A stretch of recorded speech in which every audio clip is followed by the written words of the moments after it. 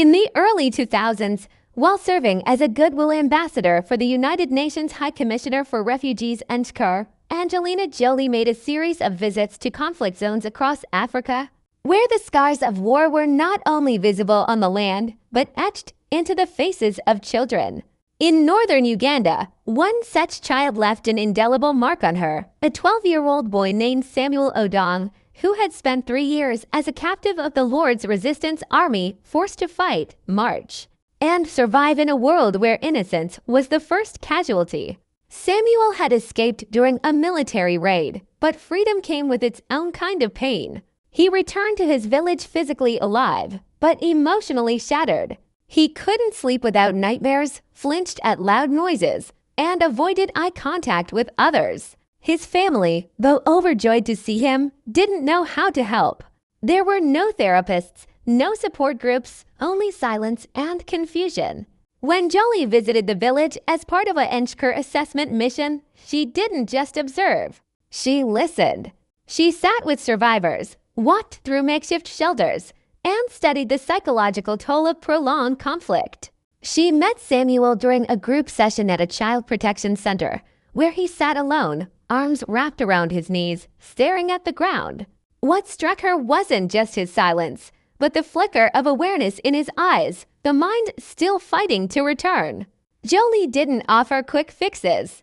Instead, she worked behind the scenes with UNHCR, local NGOs, and trauma specialists to expand mental health services in the region.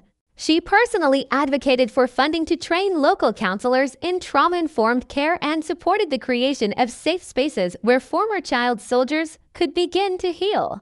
But for Samuel, the turning point came when Jolie arranged for him to join a rehabilitation program in Nairobi, Kenya, one that combined therapy, education, and creative expression. The program, partially funded by her foundation, offered art therapy, storytelling workshops, and vocational training. Children were encouraged to draw, write, and speak, not as victims, but as witnesses. Samuel began to draw scenes from his past, not to relive them, but to release them. He painted a series of images: a boy walking out of a forest, a bird escaping a cage, a sunrise over a battlefield. His art caught the attention of a visiting psychologist, who noted the progression from chaos to clarity.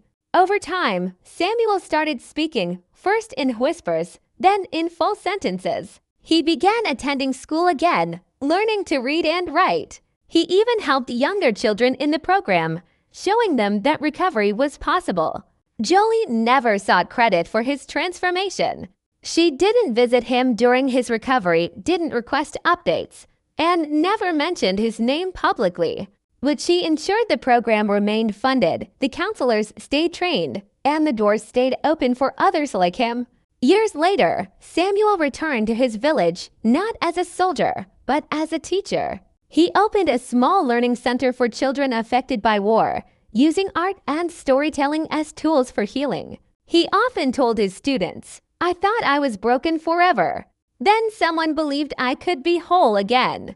And for many, that someone was Angelina Jolie, not because she rescued him from the jungle, but because she helped him find his way back to himself. This story is just one of many tied to Jolie's decades-long humanitarian work. From refugee camps in Sudan to schools in Afghanistan, she has consistently used her platform to amplify voices that go unheard. She doesn't just raise awareness, she builds systems, funds programs, and stays involved long after the cameras leave. For Samuel, the woman in the news wasn't just a celebrity. She was the reason he learned to hope again. And sometimes, that's the most powerful kind of rescue, not from danger, but from despair.